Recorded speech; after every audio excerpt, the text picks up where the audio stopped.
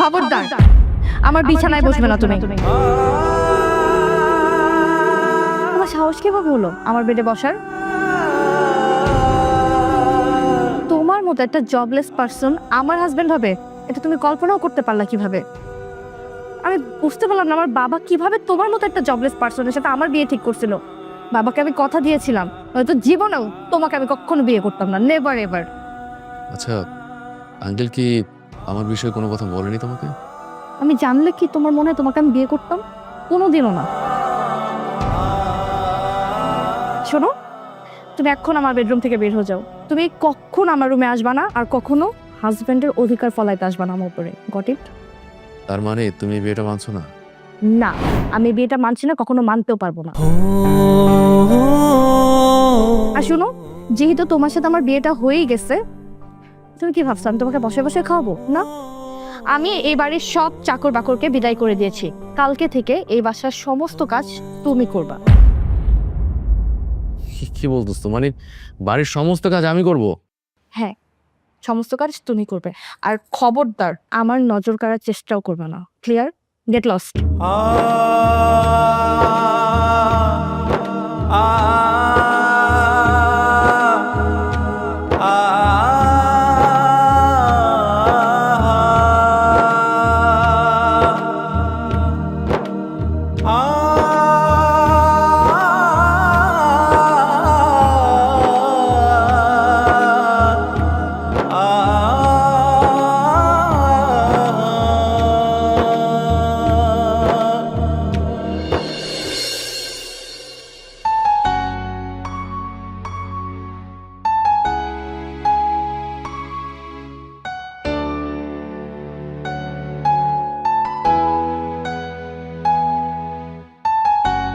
কিরে, সে কোথায়?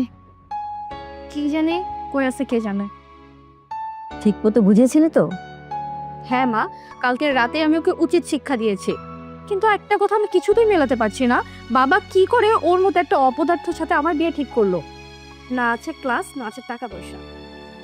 আরে আমি তো তাই ভাবছি, তোর বাবা যে কার সাথে কি মিলালো আমার মাথায় কিচ্ছু আসছে না। মা কি জানো নাম? রোহান। হ্যাঁ রোহান। রোহান, আই রোহান। আমার কি দেখেছো? ওরে বাবা রে বাবা, উত্তম কুমারের সিনেমা ফেল মারবি। কি সুন্দর রোমান্টিক ডায়লগ। আমায় ডেকেছ? আই শোন, খবরদার আমার মেয়ের ধারে কাছে আসবি না। কি ভেবেছিলি তুই আমার মেয়ে তোকে গলার মালা বানাবে? জীবনেও না। তুই তো হচ্ছে একটা আগাছা। তোর মতো আগাছাকে উপড়ে ফেলা উচিত, নইলে কেটে ফেলা উচিত।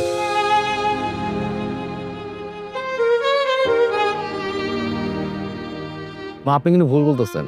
আসলে আপনি কি জানেন যে একটা আগাছা গাছে কতটা ভালোবাসে? আপনি কখনো দেখেছেন যে একটা আগাছা গাছে কতটা জড়িয়ে ধরে রাখে? তার ভাঙন দেখেছেন? দেখেননি। যদি ভাঙন দেখতেন তাহলে অবশ্যই বুঝতে পারতেন। আসলে একটা আগাছা গাছ থেকে ছড়ানোটা খুবই কষ্টকর। ওরে বাবা, তোর বাবা তো দেখছে একটা উদ্ভিদ বিজ্ঞানী ধরে নিয়ে আসছে। মা রে মা, কথাটা কি বললো শুনলি? এই তোমার সাহস তো কম না, তুমি আমার মায়ের সাথে তর্ক করতেছো? হ্যাঁ হ্যাঁ, কি বলছো? আমি মার সাথে কখন তবে বললাম? আমি তো শুধু মাকে এটাই বোঝাচ্ছিলাম যে একটা আগাছা গাছকে কতটুকু ভালোবাসে। That's it. এই আর কোনোদিন যদি তোমাকে দেখেছে আমার মায়ের সাথে তর্ক করতে, তোমার কিন্তু কপালে শনি আছে বলে দিলাম।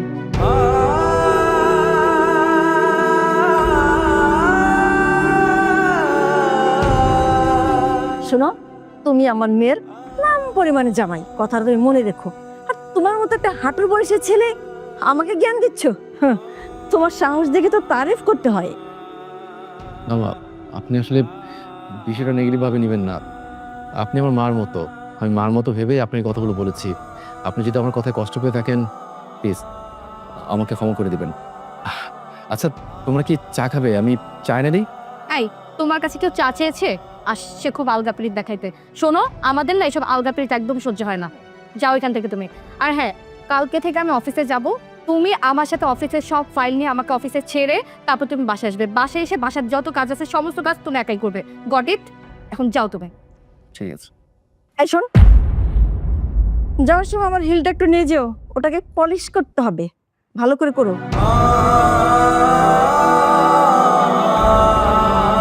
জি ঠিক আছে। যাও।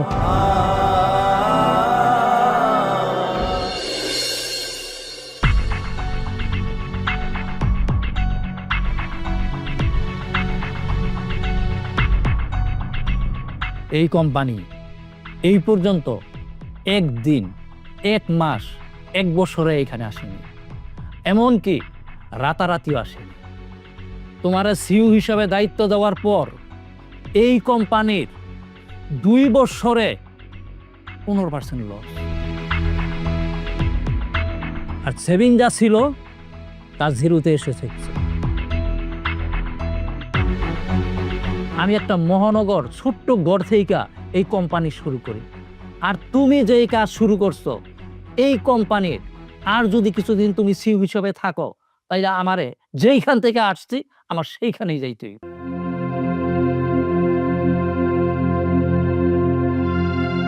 বাবা তুমি বিশ্বাস করো, আমি আমার সর্বোচ্চ চেষ্টা করতেছি এই কোম্পানিকে গ্রো করার জন্য, কিন্তু কিভাবে যে কি হচ্ছে আমি নিজেই বুঝতে পারতেছি না। নিজের দোষ কেউ গাড়ে নিতে চায় না, সেই জন্যই আজকে কোম্পানি ডুবতে বসেছে।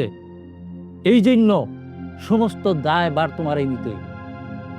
বাবা আমার দোষটা কোথায়?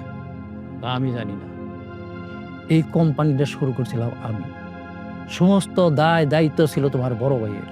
এই কোম্পানিতে যারা কাজ করত তারা সবাই তোমার ভাইয়ের শ্রদ্ধা করত, কিন্তু তুমি কি মনে করছো তুমি সিইও হিসাবে দায়িত্ব নেওয়ার পর থেকে তোমার সবাই সিলেক্ট করে কিন্তু সম্মান জানায় না, তোমার সামনে সামনে সালাম দেয়, কিন্তু পিছনে দেখা যাচ্ছে সবাই তোমারে খারাপ ভাবে।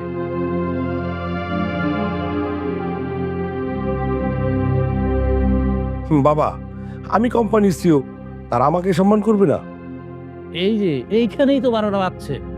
মানে তুমি সিইও হইল, তুমি 5 জন সাধারণ কর্মচারীর মতন তুমিও একজন কর্মচারী। তুমি সিইও হয়েও 5 জন কর্মচারীর মতন যদি নাকি কর্মচারী থাকতা, তুমি অহংকার কইরা কর্মচারীদের সাথে কোনোদিন মিশো নাই। মহিউদ্দিন কিন্তু তা করে নাই। মহিউদ্দিন সবসময় কর্মচারীদের পাশে রয়েছে, কোথায় কি হইতেছে না হইতেছে সবসময় দেখছে। এই তুমি কি বলতে পারবা একটা 20 তলা বিল্ডিং করতে কতটুকু রড লাগে, কতটুকু সিমেন্ট লাগে, কতটুকু বালি লাগে? তা তুমি জানো? তুমি জানো না। মহিউদ্দিন কিন্তু সব সময় এই বিল্ডিং এ কোথায় কি লাগে না লাগে এই শ্রমিকদের সাথে মিশে সবগুলো সেটা আনতো, এমনকি রোদ্রে দাঁড়ায় দাঁড়ায়া শ্রমিকরা কিভাবে কাজ করে সেটাও দেখতো। সেই জন্যই আমার কোম্পানি এতটুকু আগাইছিল, আর তুমি তা করনি। সেই জন্যই আমার এই কোম্পানি লসে যাইতে চলছে। এখন আমি চিন্তা ভাবনা করে দেখছি, এইখানে এই চেয়ারে একজন লোককে বসাইলে নিশ্চিত সে আমার এই কোম্পানির লস ফিরাই আনতে পারে। বাবা কি সে?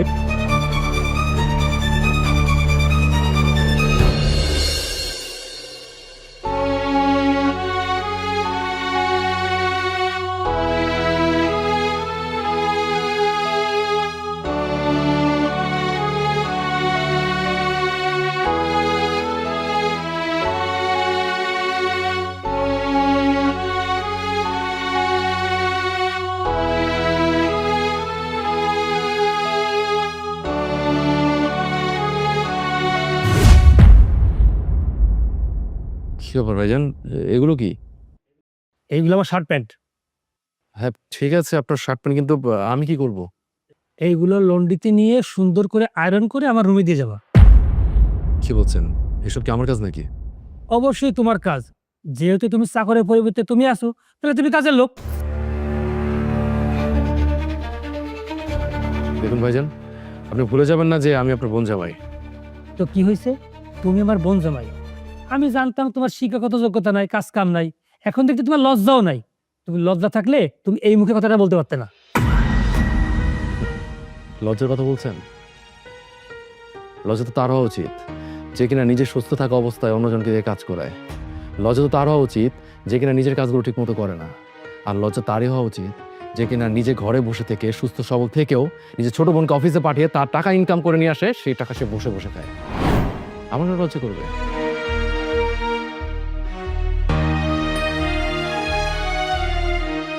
ওরে বাবা, তুমি তো মুখে ভালো কথাই শিখে গেছো। আমি সবল মানুষ হয়ে আমার বোনের ইনকামের টাকা আমি বসে বসে খাই, আর তুমি এটা ধামড়া বেটা হয়ে আমার বোনের টাকা ইনকাম বসে বসে খাবার বড় বড় কথা বলতেছো না? শোন, এইভাবে বললে হবে না রে বাবা। যেমন কুকুর তেমন মুকুর দিতে হবে, নইলে মাথায় চড়ে উঠবে। কত বড় সাহস আমার বাড়ি এসে আমার ছেলেকে বড় বড় কথা বলবে।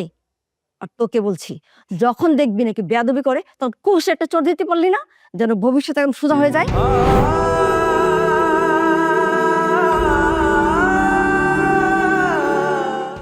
না না মা, আপনি ভুল বুঝতেছেন। আসলে আমি তো ভাইয়াকে ওনার ভুলটা ধরে দিচ্ছিলাম। আসলে আমি তো ওনার বোন জামাই, আমার তো একটা দায়িত্ব আছে, তাই না? কি বোন জামাই? এই, তোমার লজ্জা করলো না এই কথাটা বলতে? কিন্তু না, আমি বলতে চাচ্ছিলাম। আমি তোমার কথা শুনতে চাচ্ছি না, তুমি আমার কথা শোনো।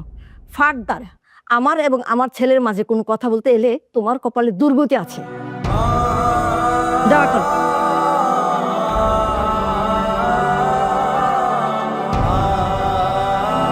হেই, তুই কি বোকা নাকি? হ্যাঁ, কার সামনে কি বলতে হয় সেটা বুঝিস না? সামান্য কাজের লোক, কাজের লোকের সামনে এইভাবে কথা বলছিলি? তোর ফ্যামিলি একটা স্ট্যাটাস আছে না, ফল্ট করবে না? বোকা কোথাকার। শোন, যখন দেখবি ভুল করে কষে একটা চট দিবি, যেন ভবিষ্যতে সোজা হয়ে যায়। এসব ছোট লোকদের সবসময় হাঁটুর নিচে রাখতে হয়, নইলে আশকারাপে মাথায় উঠে যায়। মা, আমার ড্রেসগুলোর কি হবে? আর ধুয়ে দিবে। ও তো এখন চলে গেল। এখন চলে গেছে তো কি হয়েছে, পরে ধুবে। এই চল, আমাদের শপিং এ দেরি হচ্ছে তো, চল চল।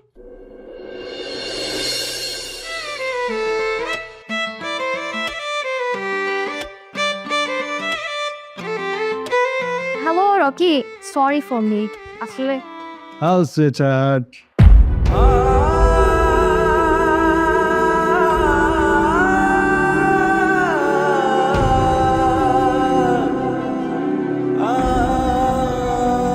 I am very sorry dear. আসলে আমি খুব চেষ্টা করেছিলাম তাড়াতাড়ি আসার, কিন্তু কিছু উপলক্ষের জন্য আসতে দেরি হলো। আরে তুমি কেন সরি বলছো? তোমার তো সময় লাগতেই পারে, এটা স্বাভাবিক। তাছাড়া তুমি যে সুন্দরী, রূপসী, আর রূপসীদের একটু সাজগোজ করতে লেট হতেই পারে। আরে না না, এতটাও বলো না। আমি কি বা এমন, সাধারণ একজন নারী মাত্র। আমি এই সাধারণ মানুষটাকেই তো অসাধারণ করার জন্য সেই সকাল থেকে ওয়েট করছি। আচ্ছা, তাই নাকি? কিরকম?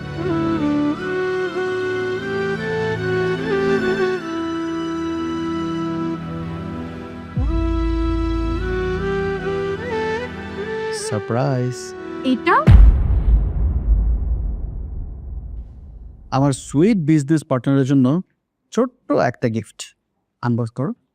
Sure. Oh my god, really? It's too expensive. এটা তোমার কাছে অতি সামান্য একটা গিফট।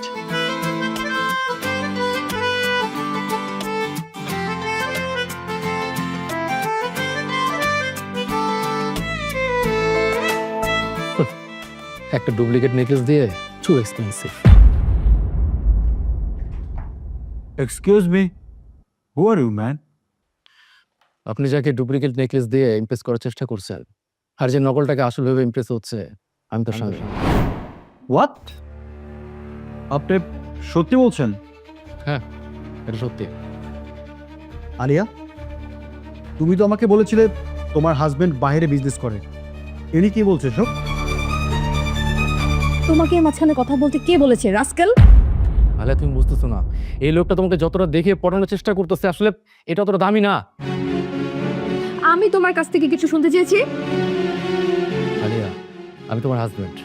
তোমার যদি কোনো কিছু চাওয়ার থাকে, তুমি আমার কাছে চাইতে পারো, আর এটি হওয়া স্বাভাবিক। আমি চাই না যে পরপুরুষ তোমাকে টাচ করুক, তোমাকে ইমপ্রেস করার চেষ্টা করুক।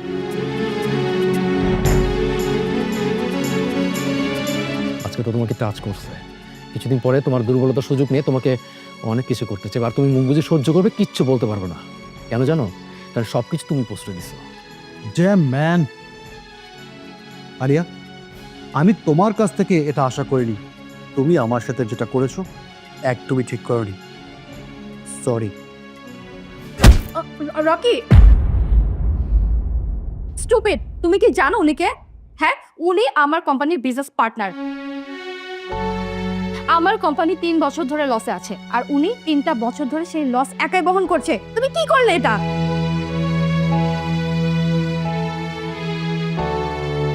আমার কি মনে হয় জানো, যে আল্লাহর উপর আর তোমার ভাগ্যের উপর তোমার বিশ্বাস উঠে গেছে, এই জন্য তুমি এই সমস্ত কথা বলতেছো। উনি হচ্ছে উত্তম পরিকল্পনাকারী, উনি যা করে আমাদের সবার ভালোর জন্যই করে। তুমি আল্লাহর উপর বিশ্বাস রাখো, দেখবা তোমাকে এর চেয়ে বেটার কিছু দিচ্ছে। আর সবার আগে তোমার নিজের উপর বিশ্বাস রাখতে হবে, নিজেকে পবিত্র রাখতে হবে। আর তুমি যদি আল্লাহর উপর ভরসা হারিয়ে ফেলো, তাহলে তোমার সুখ হবে ক্ষণস্থায়ী। হয়েছে, লেকচার দেওয়া শেষ হয়েছে। আসলে তোমাকে অফিসে আনাই আমার উচিত হয়নি। এখন কোনোভাবে রকি যদি আমার কোম্পানি থেকে সরে যায়, ও মাই গড, আমার কি হবে এখন? যাও তুমি এখান থেকে, কিন্তু আলিয়া, জাস্ট লিভ।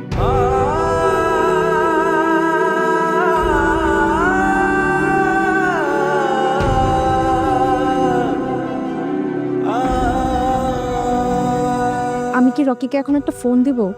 না না, এখন দেওয়া ঠিক হবে না, বিকেলে দিতে হবে। ওকে যে কোনো মূল্যে ধরে রাখতে হবে। কি দিয়ে কি হয়ে গেল, ইস, আমি জাস্ট ভাবতে পারছি না।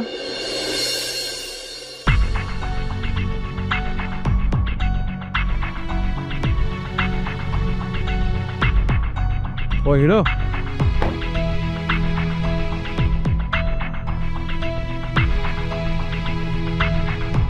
শোন, আমি চাইলে তখনই তোকে থাপড়াতে পারতাম, কিন্তু কেন করিনি জানিস? আমার এমপ্লয়াররা এটা নিয়ে কানাকানি করবে, তাতে আমারই মান ক্ষুণ্ণ হবে, তাই তোকে কিছুই বলিনি। আচ্ছা, কি জানি বলছিলি, এবার বলতো। আসলে আপনাকে আমি যতটা স্মার্ট ভেবেছিলাম, আপনি আসলে ততটা স্মার্ট না। মানে আমি আপনার মতো গাধা লোক না এই পৃথিবীতে আর একজনও দেখিনি। শোন, মার তো তুই এমনিতেও খাবি, আর এখন যদি এমন কিছু বলিস না, তাতে তো এই হাত পা কিছুই থাকবে না। মিস্টার রকি সাহেব, আপনি শুধু শুধু মাথা গরম করতেছেন। আপনি একটাবার ঠান্ডা মাথা ভেবে দেখুন।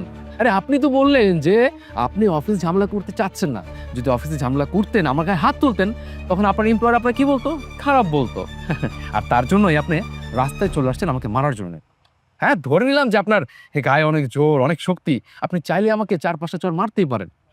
আর এটাও ধরে নিলাম যে আমার গায়ে অনেক জোর কম, একদম জোরই নেই, কিন্তু আমি নিজেকে কন্ট্রোল করার জন্য অবশ্যই আপনার গালে 2টা চড় মারতেই পারি। আর এসব ঘটনা যদি জনগণ দেখে, তখন তারা দৌড়ে আসবে, উৎসাহিত হবে ঘটনা জানার জন্য যে এরকম একটা স্যুট প্যান্ট পরার লক্ষ্যে আমি কেন মারতেছি।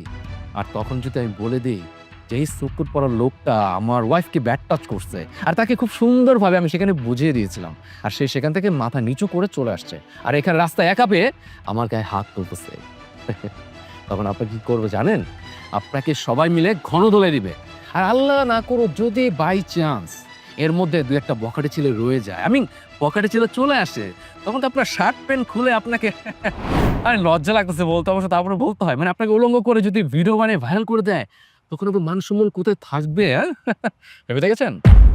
তুই নিজের খুব চালাক মনে করিস, তাই না? না, একদম না। চালাক তো আপনি মশাই। আপনি আকিজ জুয়েলার্সের একটা এক্সপেন্সিভ গহনার ডিজাইন দেখে সেম কপিটা আউটডোর থেকে কিনে এনে আমার ওয়াইফকে গিফট করতে চেয়েছিলেন, তাকে ইমপ্রেস করার চেষ্টা করছিলেন, তাই তো?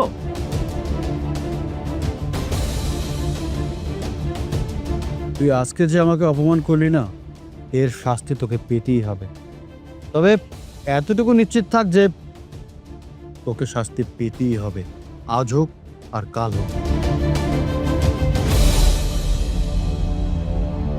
জনাব, এমন কাজ কখনো করতে নেই যে কাজের সত্যতা এবং সততা নেই। আপনি একটা মিথ্যাকে ঢাকতে গেলে অনেকগুলো মিথ্যার আশ্রয় নিতে হয়, আর সেই কাজ যদি আপনি সফলত না হন, তাহলে মনের মধ্যে একটা ক্ষুণ্ণতা সৃষ্টি হয়। আপনি যা করছেন সবগুলোই খারাপ কাজ করছেন। প্রথমত, আপনি অন্যের ওয়াইফের দিকে কুদৃষ্টি তাকাচ্ছেন, আর আপনি অন্যের ওয়াইফকে পাওয়ার জন্য টাকা পয়সা নষ্ট করতেছেন। আর সবচেয়ে ইম্পর্টেন্ট বিষয় যেটা, সেটা হচ্ছে সময়, যেটা আপনি নষ্ট করতেছেন। শুনুন, তার উপর যদি রাগ ক্ষোভ থাকে, তাহলে তাকে ক্ষমা করে দিন। এই যে আমাকে দেখুন, আপনাকে ক্ষমা করে আমি একদম ফুরফুরে মেজাজে ঘুরতেছি। হ্যাঁ, ফুরফুরে মেজাজ, তাই না? হ্যাঁ, তোর ফুরফুরে মেজাজ। ও হ্যালো মিস্টার, কলটা ছাড়ুন। আর ছাড়ুন না, আর স্ত্রী খারাপ হচ্ছে না? কি ভাবছেন? কি ভাবছেন? আপনার হাত উঠছে, আমার এই হাতটা যদি উঠে না, আপনার যে কি অবস্থা হবে সেটা কল্পনা করতে পারবেন না। আর আমি চাচ্ছি না আপনার এই যে ড্রাইভার সামনে আপনাকে অপমান করতে, তাহলে আপনার মা নিজ তোর সাথে মিশে যাবে। রাস্তায় দাঁড়িয়ে দাঁড়িয়ে মাস্তানি করিস, হ্যাঁ? অনেক বড় মাস্তান হয়েছিস।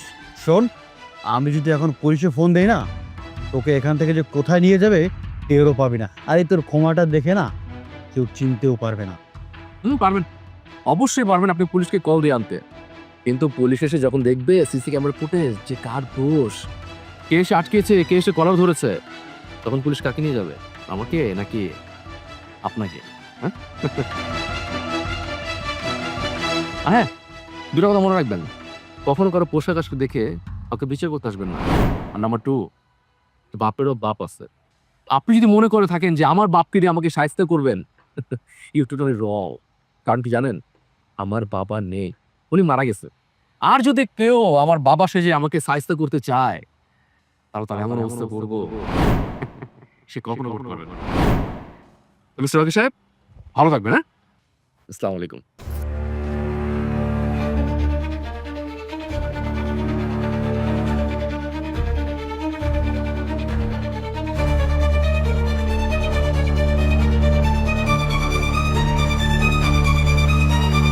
তোর কপালে যে খারাপই আছে এটা তুই খুব ভালো করেই টের পাবি।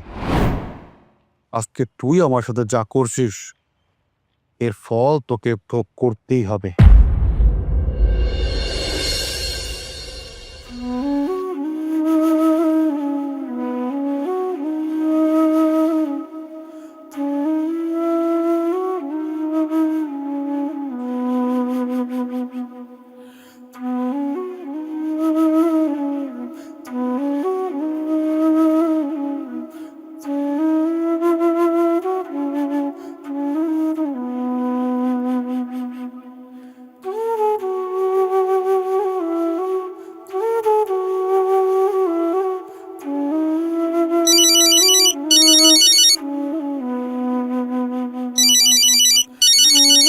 এটা আবার কে?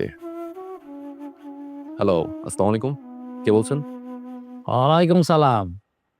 বাইরে কেমন আছস? ভালো, আলহামদুলিল্লাহ, অনেক শান্তিতে আছে। থাকেন, আল্লাহ হাফেজ। বাইরে ও ভাই, তুই ফোনটা কাটিস না, কথা শোন। ভাই, আমি কি বলতে চাই সেটা শোন। এখন বলো কি জন্য ফোন করছো? বাইরে, তুই হইছিস আমার বড় নাতি। তুই তো জানস তোর প্রতি আমার কত টান, আর আমি তোর কত ভালোবাসি। হ্যাঁ, এর জন্য ঠিক 2 বছর পর তুমি আমাকে কল করছো। বাইরে, এই 2 বছরে আমি তোর অনেক মিস করছি। বহুবার তোর সাথে ফোনে কথা বলার চেষ্টা করছি। আমি না লজ্জায় তোরে ফোন দিতে পারি নাই।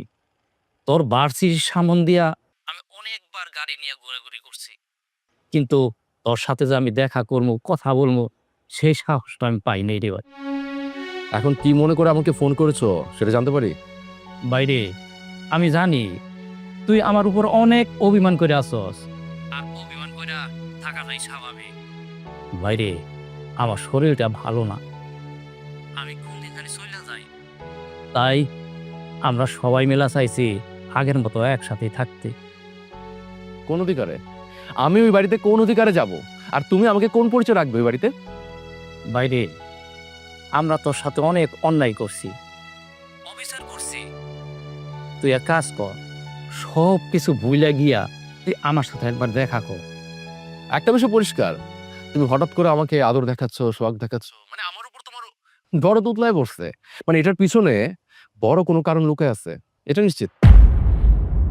না রে ভাই, না, এইখানে আমার কোনো স্বার্থ নাই। শুধু তুই আমার সাথে একটাবার দেখা কর। আয় ভাই, আয়।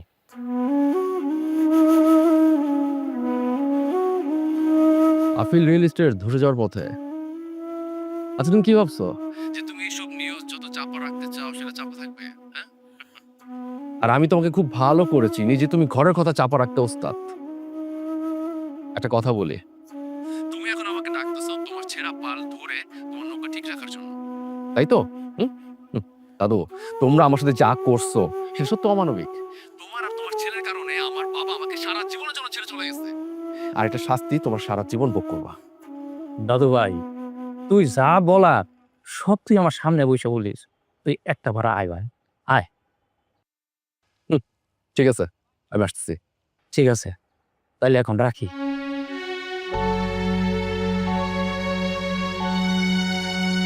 দাদুর তো কোনো বিশাল পরিকল্পনা আছে, এটা পরিষ্কার। কিন্তু কথা হচ্ছে পরিকল্পনাটা কি? 2 বছর পর আমাকে ফোন করেছে, অসম্ভব বিপদে পড়েছে, এটা সুনিশ্চিত। কিন্তু রিপোর্টটা কি? খুব সাবধানে এগোতে হবে। এটা হতে পারে তারা বাঁচতে চাইছে, নয়তোবা আমাকে মারতে চাইছে। আচ্ছা বাবা, তুমি কি করতেছো? আমি যেটা ভাবতেছি তুই কিছুক্ষণ পরে দেখতে পারবি। মেয়ে গামিন, দাদু ভাই, আসো আসো আসো। দাদু ভাই, তুমি এইখানে বসো। দাদু ভাই, শেষ পর্যন্ত আসলে। হ্যাঁ, আলহামদুলিল্লাহ। তুমি আসাতে দাদু ভাই আমি যে কি খুশি হয়েছি এইটা তোমার বুঝাইতে পারবো না। দাদু ভাই, আমি মাস্টার্সে ল করেছি। মানুষের চোখের ভাষা বিশ্বাস করি, মুখের ভাষা না। মানুষ মুখ দিয়ে মিথ্যে কথা বলতে পারলেও চোখ দিয়ে কিন্তু মিথ্যে কথা বলতে পারে না। আমি জানি যে আমি এখানে এসেছি বলে তুমি খুব খুশি হয়েছো, কিন্তু এটা আমার প্রতি তোমার কোনো ভালোবাসা না। এটা হচ্ছে তোমার মনে স্বস্তি। আর তোমার মনে এটা ভেবে স্বস্তি এসেছে যে তুমি ভাবতেছো যে আমি তোমার ছেঁড়া পাল্টা ধরবো, তাই না? দাদু ভাই, সত্যিটা আমি আসলেই বলতে চাই। তুমি আমার কোম্পানির হালটা ধরো, মান সম্মান বাঁচাও। জানতাম এমন কিছুই বলবা, কারণ এই মুহূর্তে তোমাদের যদি কেউ বাঁচাতে পারে তাহলে সেটা একমাত্র আমি। কি দাদু, কি ভাবছো? না, ভাবছি যে তোমাদের কোম্পানির যে অবস্থা আমাকে অ্যাফোর্ড করতে পারবে কিনা। আমার তো মনে হয় পারবে না। দাদু ভাই, এই কোম্পানিতে এখনো যা আছে 2 বছর চলবে। ওকে, ঠিক আছে, তাহলে আমার 2টা শর্ত আছে। দাদু ভাই, আমি তোমার সব শর্ত মাইনা নিব। আরে দাদু ভাই, আগে তো শর্তগুলো শোনো, তারপর মেনে নাও। বলো দাদু ভাই, কি তোমার শর্ত? আচ্ছা, তাহলে শোনো।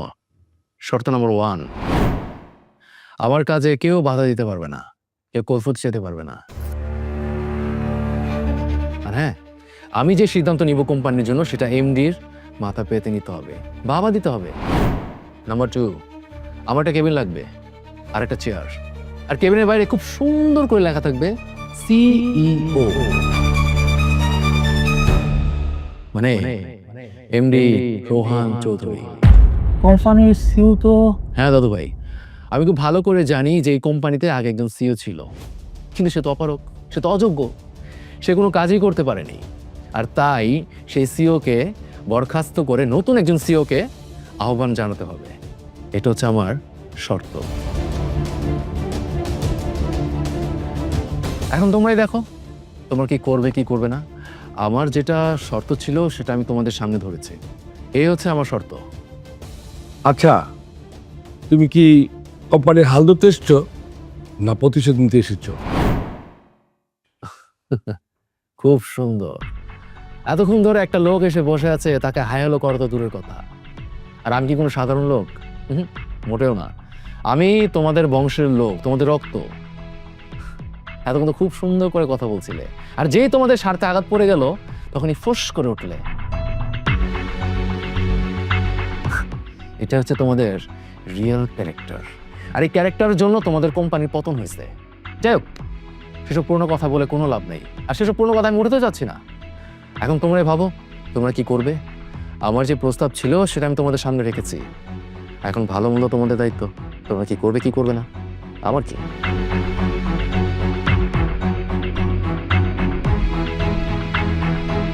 দাদু ভাই, তোমার সিদ্ধান্তকে কোম্পানি সাধুবাদ জানাইছে।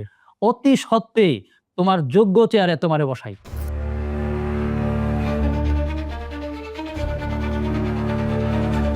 দাদু ভাই, যা বলছো ভেবেচিন্তে বলছো? আমি যে সিদ্ধান্ত নিছি এটি খাই না। ঠিক আছে, তাহলে এই ফাইলটার মধ্যে একটা সাইন করে দাও। এটা কি? আমি জানতাম যে তুমি একদিন না একদিন তুমি আমাকে ডাকবে আর এইসব বিষয় নিয়ে আমার সাথে কথা বলবে, আর তাই আমি আগে থেকে একটা ড্রাফট ফাইল রেডি করে রেখেছি। এই যে এতক্ষণ ধরে তোমাদের সাথে আমার যে আলোচনা হয়েছে সব কিছু এখানে লেখা আছে। তুমি জাস্ট এখানে একটা সুন্দর করে সাইন করে একটা কপি তোমার কাছে রেখে দিবে। নাও, টেক ইট, টেক ইট।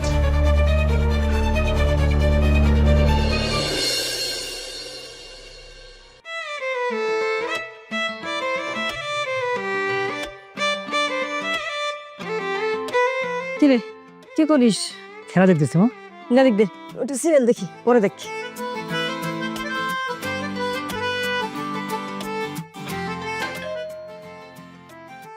কে এলো দেখতো?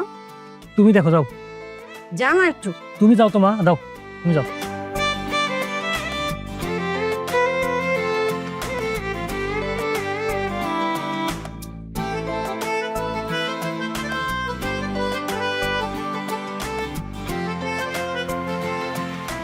মা, রোহান কোথায়? রোহান ও তো বাসায় আসেনি। তোর সাথে না অফিসে গেল, ও তো বাসায় আসেনি। তার মানে ছেলেটা গেল কোথায়? আমার মনে হয় ও ভয়ে বাসায় আসছে না। ভয়ে? কিসের ভয়? আরে আজকে রকি আমাকে একটা নেকলেস গিফট দিয়েছিল, আর ওইটা নিয়ে রকিকে ও যা তা কথা শুনিয়ে দিয়েছে। আমি বাসায় আসলে বকা দিব, এই কারণে মেবি আসতেছে না।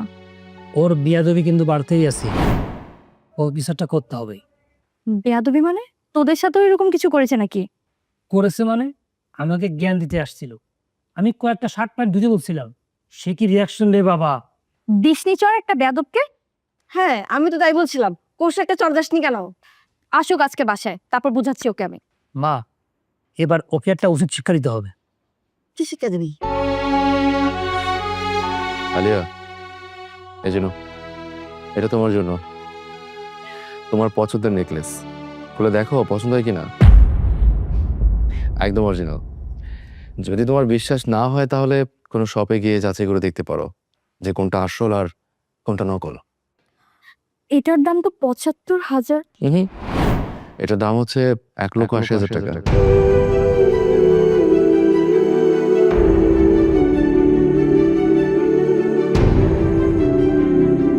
বোন, তুই পুলিশে ফোন দে। কেন? পুলিশকে ফোন দিতে হবে কেন? পুলিশে কেন মানে? আরে যে মানুষটা একটা টি শার্ট কেনার টাকা পয়সা নেই, সে কিনে ১,৭৫,০০০ টাকা দিয়ে গয়না কিনলো।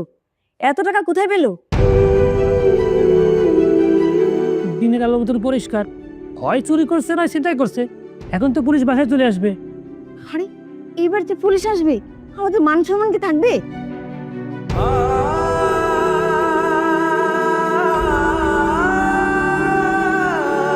আমি নেকলেসটা আমার পরিশ্রমের টাকা দিয়ে কিনে আনছি, কখনো পুলিশ আসবে না, এতটুকু ভরসা রাখতে পারো।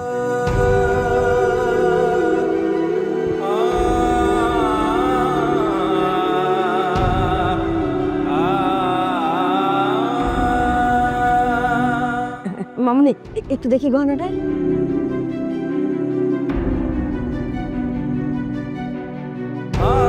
ওরে বাপরে, কি সুন্দর গহনা! সুন্দর বের করবে পুলিশ, আমার কথা তো বিশ্বাস করলে না। যখন তোমার জামাইকে পুলিশ ধরে নিয়ে যাবে তখন ঠিকই বিশ্বাস করবা। মামনি গহনাটা না অনেক সুন্দর। আমি এটা কতদিন ইউজ করি। আর তোমার তো এমন একটা আছে, তুমি গিফট পেয়েছো, ওটা নয় আপাতত পরো। নেই? ঠিক আছে মা। আচ্ছা, থ্যাংক ইউ।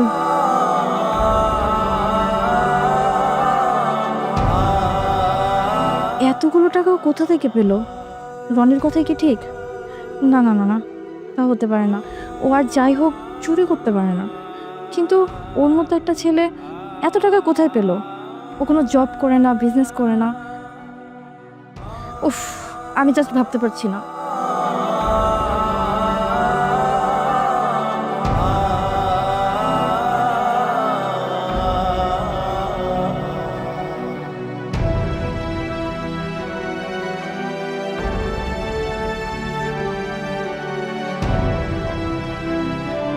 রোহান, তোমার সাথে আমার কিছু কথা ছিল। কিছু বলবে? হ্যাঁ, বসো। বলো, কি বলবে? একটা কথা সত্যি করে বলবো আমাকে? কি? তুমি এতগুলো টাকা কোথায় পাইছো? এতগুলো টাকা কোথায় পেয়েছি? হ্যাঁ, তবে একটা কথা জেনে রাখো, যে টাকাগুলো কোনো অসৎ পথে টাকা না, সবই সৎ পথে টাকা। আর এই প্রত্যেকটা টাকা আমার খুব পরিশ্রমের টাকা। দেখো, আমাদের স্বামী স্ত্রীর সম্পর্কটা একদম পবিত্র, আর আমি চাই না যে আমাদের এই পবিত্র সম্পর্কের মধ্যে কোনো অসৎ টাকা ঢুকুক। তার মানে তুমি তোমার এত কষ্টের টাকা দিয়ে আমার জন্য গিফট আনছো? হ্যাঁ, আমি তোমার স্বামী। আমি তোমার স্বামী হওয়া সত্ত্বেও তোমার কোনো দায়িত্ব পালন করতে পারিনি।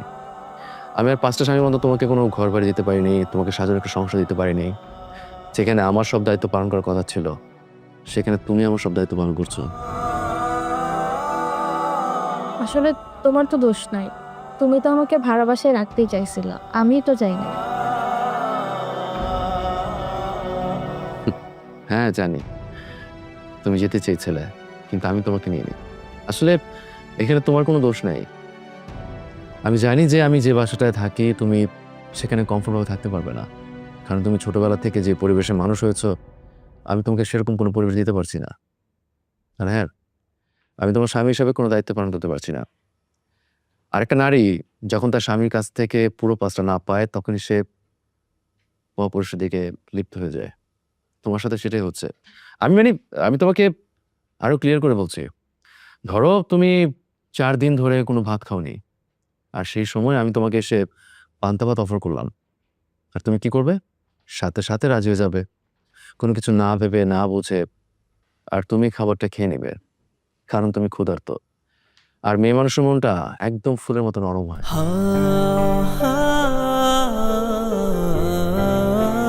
আসলে কি, এই মুহূর্তে তোমার সাথে ঠিক সেটাই করতেছে। এই যে রকি সাহেব তোমার পিছনে পিছনে ঘুরতেছে, তোমাকে ইমপ্রেস করার ট্রাই করতেছে, তোমাকে দামি দামি গিফট দিচ্ছে, এগুলো কেন জানো? শুধু তোমাকে ইউজ করার জন্য। না হয় বর্তমান সমাজে, বর্তমান সময়ে কেউ কারোর জন্য এত কিছু করে না। আসলে কি জানো, আমি তো পুরুষ মানুষ, তাই আরেকটা পুরুষ মানুষের নজর বলছি যে একটা মানুষের দিকে কে কি নজরে তাকায়। আমি রকি সাহেবকে যথেষ্ট পরিমাণ বুঝিয়ে দিয়েছি, আশা করি সে তোমার দিকে আর কোনো নজরে তাকাবে না। আর হ্যাঁ, আমি তোমার স্বামী, সেই হিসেবে আমার একটা দায়িত্ব আছে তোমাকে সেফটি দেওয়ার, আর আমি সেটাই করছি। শোনো, তুমি যদি আজকের পর থেকে রকি সাহেবকে কোনো পোস্টার না দাও, তাহলে সে তোমার কোনো ক্ষতি করতে পারবে না। আর একটা কথা সবসময় মনে রাখবে, আমি এমন কিছু করব না যে কাজ করলে তুমি ছোট হও। ট্রাস্ট মি, ভরসা রাখতে পারো। ঠিক আছে, অনেক রাত হয়েছে, ঘুমিয়ে পড়ো। Good night.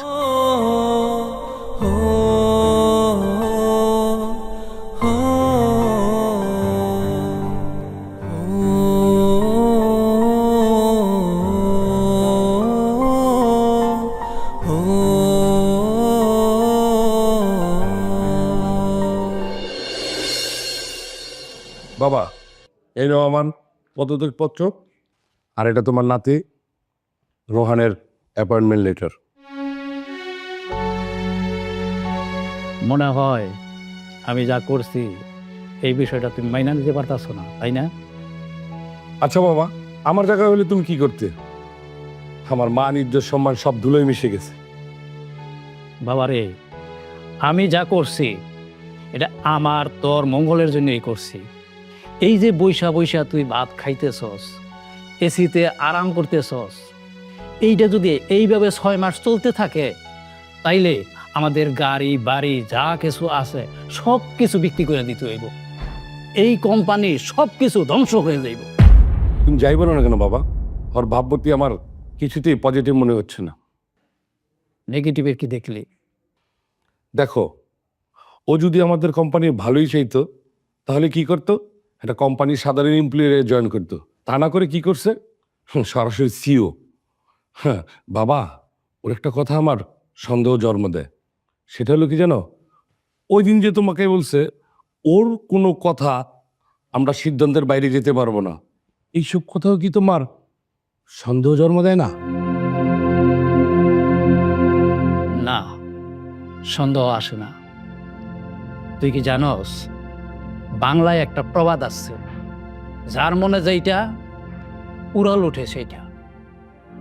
তুই আমারে ঠেক দিয়া নিজের বাইরে যোগ্যতার জায়গা থেকে সরাইয়া তার চেয়ারে তুই বইসা একটা কোনো দিন নিজের হাতে তোর অর্থ দেশ নাই। তুই তার সবসময় অপমান করছস, অপদস্থ করছস, তার চেয়ার থেকে সরাইয়া তারে বিদায় করছস।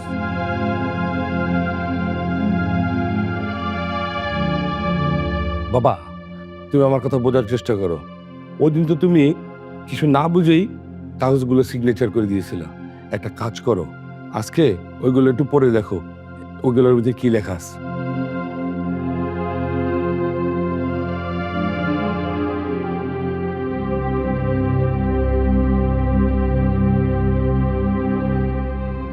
এই যে দেখো,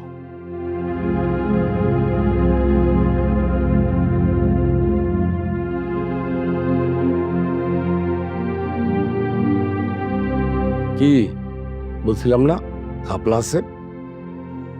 না রে বাপ, তুই আমি আসলে মানুষ চিনতে ভুল করছি।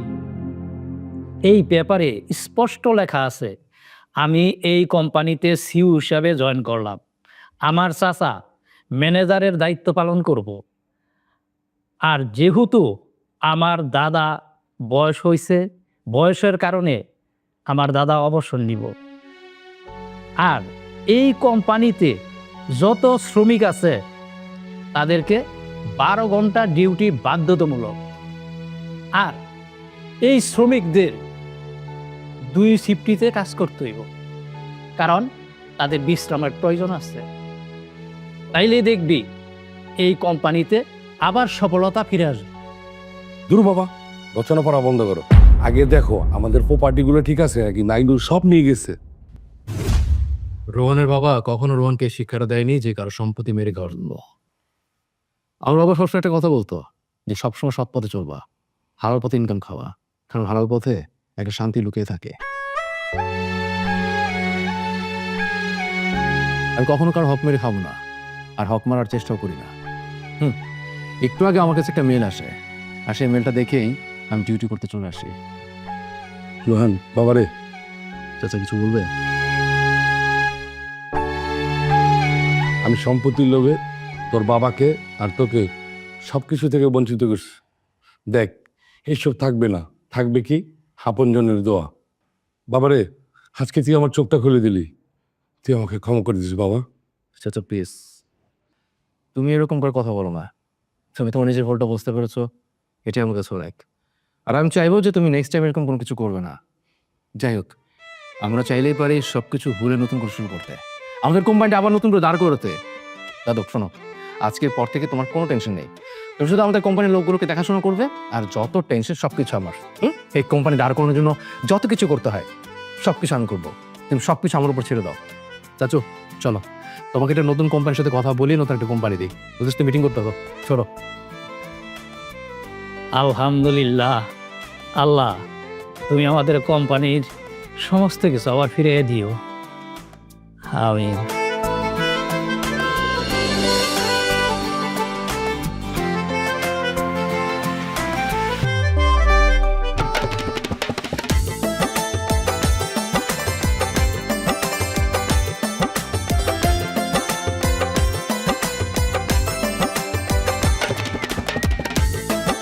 বাবা খুব মনোযোগ, কালকে পরীক্ষা নাকি? কাজের সময় আমার ইয়ারকে একদম পছন্দ না। ও সরি, আসলে আমার জানা ছিল না। আচ্ছা, আগামীকাল কি আপ্রিল রিলিজ থেকে তোমার কোনো কল এসেছে? আমি দেখা করতে বলেছে? এই জন্যই তো রাত জেগে পোর্টফোলিও করছি। ওয়েট, তুমি কিভাবে জানলো? আমি আরে কি বলছো, এত বড় একটা কোম্পানি, আর ওনাদের কিছু হলে তো পত্রিকায় চলে আসে, তাই না? সেখান থেকে জেনেছি। তাও ঠিক। আগামীকাল কি রকি সাহেব তোমার সাথে যাচ্ছে? হ্যাঁ, কেন যাবে না? ও তো আমার বিজনেস পার্টনার, ওকে ছাড়া কি আমি কোনো মিটিং জয়েন করতে পারি? কেন, তোমার কোনো অসুবিধা আছে? আমার অসুবিধার কথা তুমি ভাবছো? কোনো নিষেধ আছে? না, একদমই না, কোনো নিষেধাজ্ঞা নেই। তবে এটা ভালো লাগতেছে যে তুমি আমার নিষেধাজ্ঞা নিয়ে ভাবতেছো। তো তোমার প্রিপারেশন কেমন? সবকিছু ঠিকঠাক? না, আরেকটু বাকি আছে। আমি কোনো হেল্প করবো? হেল্প করবা তুমি? হ্যাঁ অবশ্যই করবো। তো ম্যাডাম, তুমি তোমার হাজবেন্ডকে যতটা অপদার্থ মনে করতেছো, আসলে আমি ততটা অপদার্থ না। দাও, এখানে দাও, দেখি। আসলে সিরিয়াসলি দেখি কতটা কি করেছো। আচ্ছা শোনো, আমি তোমাকে যে যে প্রশ্ন করবে তুমি জাস্ট আমাকে অ্যান্সার গুলো দিয়ে যাও, হ্যাঁ? আর আমি যে যে পয়েন্টে অ্যান্সার গুলো বসাবো তুমি ওগুলো ফলো করবে। ওরা কিন্তু কালকে এগুলো নিয়ে আলোচনা করবে, ঠিক আছে? এই প্রশ্নগুলোই করবে, এটা তুমি কিভাবে জানবা? আইডিয়া করে নিলাম। এই দেখো,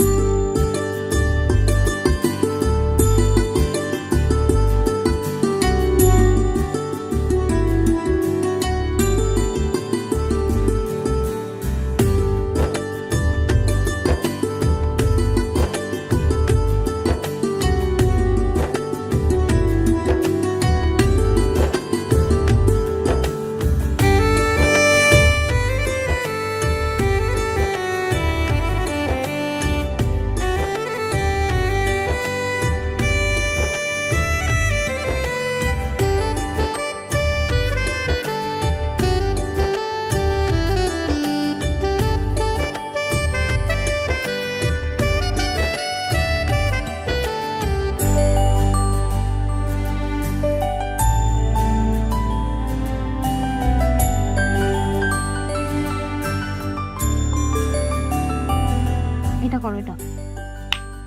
এই হ্যাঁ হ্যাঁ শিওর, হ্যাঁ কি কি কি বলছিলাম? এই যে এই ফাইলটা ওপেন করো। ও আচ্ছা, এই ফাইলটা না? আচ্ছা আচ্ছা, হ্যাঁ, ওটা কপি করো। এই দেখো,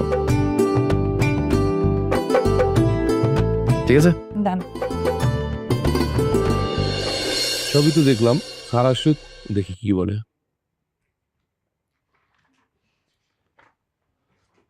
গুড মর্নিং এভরিবডি।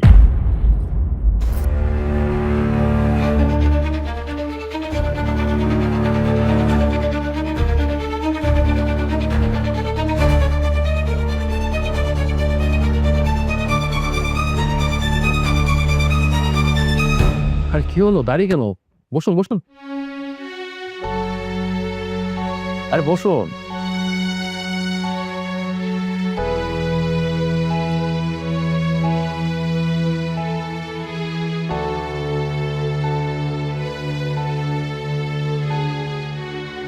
আমাদের ম্যানেজার সাহেব আমাদের কোম্পানির বাজেট, প্রোডাক্টের নাম, আমাদের কার্যদক্ষতা কোনো বিষয় আলোচনা করেছেন?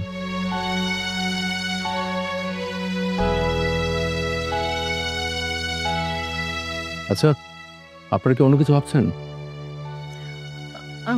না, মানে তুমি, মানে আপনি? আমি আমি হচ্ছে রোহান চৌধুরী। নাম তো শুনেছেন নিশ্চয়ই, আফির গ্রুপ অফ ইন্ডাস্ট্রির সিইও।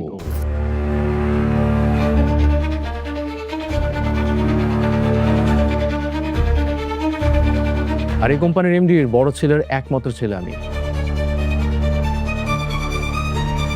এক্সকিউজ মি, আমার মনে হচ্ছে যে আপনারা আমার সাথে কথা বলতে আনকমফোর্ট ফিল করছেন, রাইট? আপনারা চাইলে আমি একজন এমপ্লয়ার পাঠিয়ে দিতে পারি, সে আপনার সাথে কথা বলে নেবে। না না না স্যার, বসুন স্যার প্লিজ, আমাদের কোনো অসুবিধা হচ্ছে না। আপনার ম্যানেজার আমাদের সব প্রি প্ল্যান সব কিছু যাচাই করেছেন। আমরা অলরেডি ওনাকে একটা বাজেট দিয়েছি, উনি সব চেক করেছেন। ম্যানেজার সাহেব, কি করা যায় এখন? ওরা কোয়ালিটি ভালো স্যার, একদিকে অন্যদের তুলনায় দামও কম আছে। তো মিস বলুন, আপনি আমার কোম্পানির জন্য কতটা অ্যাডভান্স কাজ করতে পারবেন? স্যার অ্যাকচুয়ালি পারা না পারার তো কোনো বিষয় না স্যার, আমরা চেষ্টা করবো আপনার 100% রিকোয়ারমেন্ট ফুলফিল করার জন্য ইনশাআল্লাহ। ঠিক আছে আগে সাহেব, তো কি করা যায়? সাইন করবো? নিঃসন্দেহ করে sir.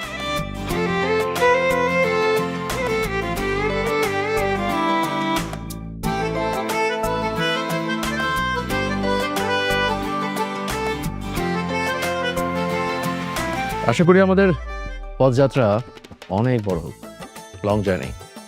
Have a good day. Thank you so much.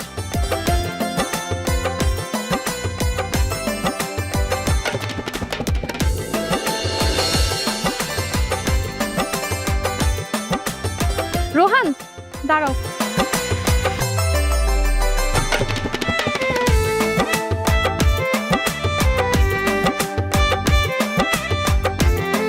আমাকে সব কিছু আগে বলনি কেন? বলিনি, কারণ বলার প্রয়োজন মনে করিনি। আসলে কি জানো, নিজের ঢোল নিজে পেটানো একদম ঠিক না। আবার হাঁটছো যে, গাড়ি না নিয়ে? হাঁটলে শরীর স্বাস্থ্য ভালো থাকে। চলো। আচ্ছা, ভাড়া বাড়িতে থাকা হতো কেন? অপচয় করতে পছন্দ করি না তাই। আমার বাবা ছোটবেলায় একটা কথা বলতেন, কখনো অপচয় করবে না। আর এটাও বলতেন যে অপচয়কারীকে আল্লাহ তাআলা একদম পছন্দ করেন না। যে অপচয় করে তাকে আল্লাহ ধ্বংস করে দেয়। আর ওই যে ভাড়া বাড়ির কথা বলছো, আমি ইচ্ছে করে ভাড়া বাড়ি থাকি। আমি চাইলে একটা ফ্ল্যাট কিনতেই পারি। একটা ফ্ল্যাটের দামই বা কত বলো? কিন্তু আমি সেই ফ্ল্যাটের টাকা দিয়ে প্রতি মাসে বিজনেস করে যে টাকা আর্ন করি, মোটামুটি ভালো টাকা ইনকাম হয়ে যায়। সেই জন্য অপচয় করি না। আচ্ছা, একটা জিনিস চাইবো, দেবে? কি? আমাকে আজকে রিকশায় করে পুরো শহর ঘোরাবে?